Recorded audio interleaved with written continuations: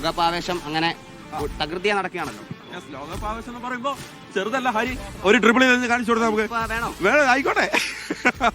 ഹരിയുടെ പഴയ പ്ലെയർ ആണ്. അടാ കൈയടിക്കണം ഹരിയുടെ. ആ ഓക്കെ. ഇതിലാരൊക്കെയാ ബോൾ ജഗൾ ചെയ്യുന്ന ആൾക്കാരൊക്കെയാ? ജൂഡ് ബെല്ലിംഗ്ഹാം കേട്ടോ, ജൂഡ് ബെല്ലിംഗ്ഹാം വരട്ടെ. കൈയടിക്കണം, കൈയടിക്കണം, കൈയടിക്കണം. കയ്യടി പോരാ. അടുത്ത ആളാരാ? ഈ ഞാനാ ജഗൾ ചെയ്യാൻ വരുന്നാരാ?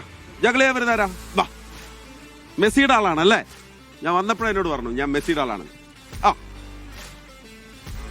വരട്ടെ. ഓക്കെ യെസ്, നമ്മള് ഇവരെ കുട്ടികളിലേക്ക് വരാം. അതിന് മുൻപ് ഇവിടെ കുട്ടിക്കളി മാറാത്ത കുറച്ച് ആൾക്കാർ കൂടി ഉണ്ട് കേട്ടോ. ജേഴ്സി ഇട്ടിട്ട് നേരത്തെ വന്ന ആളുകളുണ്ട്. എന്താണ് കപ്പടിക്കോ നമ്മള്?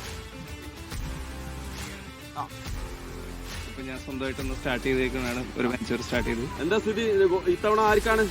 ഇത്തവണ അർജന്റീനയ്ക്ക് തന്നെ കിട്ടണമെന്നാണ് എന്റെ ആഗ്രഹം, കിട്ടുമെന്നാണ് എന്റെ പ്രതീക്ഷ. അപ്പുറത്ത് ഫ്രാൻസ് ഒക്കെ കുറച്ച് ടൈറ്റ് ആണോ? ഈസി ആയിട്ട് അടിക്കാൻ പറ്റുമോ?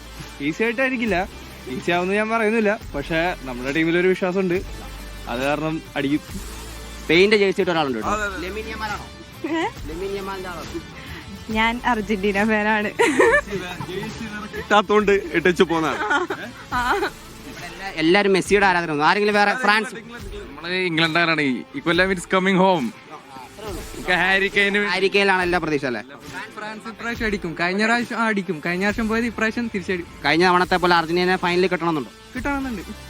വാശി തന്നെയാണ്. അപ്പൊ ഇന്ന് വളരെ സുപ്രധാനമായിട്ടുള്ള ഒരു മത്സരം ഉണ്ടല്ലോ ഫ്രാൻസിനെ സംബന്ധിച്ച്. ഇന്ന് ചങ്കടിപ്പാണ്. വാ ഇങ്ങ് വന്നേ. എന്താണ് ഇന്ന് മൊറോക്കോ ആയിട്ടുള്ള കളി വരുമ്പോഴത്തേക്ക് എന്താണ് ഒരു അവസ്ഥ? ക്യാമറ എവിടെ? മൊറോക്കോ ആയിട്ട് ഇപ്പൊ എന്തായാലും നല്ല കളി തന്നെയായിരിക്കും നമുക്ക് കാണാൻ പറ്റുക. ഫ്രാൻസ് ഇപ്പൊ എല്ലാ കളിക്കാരും നല്ല ഫോമിൽ തന്നെയാണ് കളിക്കുന്നത്. അതുകൊണ്ട് തന്നെ നല്ലൊരു മത്സരം നമുക്ക് പ്രതീക്ഷിക്കാം. മൊറോക്കോ നല്ല ടീം ആയതുകൊണ്ട് തന്നെ ഒരു ടൈറ്റ് ആയിട്ടുള്ള മാച്ച് ആയിരിക്കും ഇത്. ടൈറ്റ് ആയിട്ടുള്ള മാച്ച് ആയിരിക്കും. ഓക്കെ,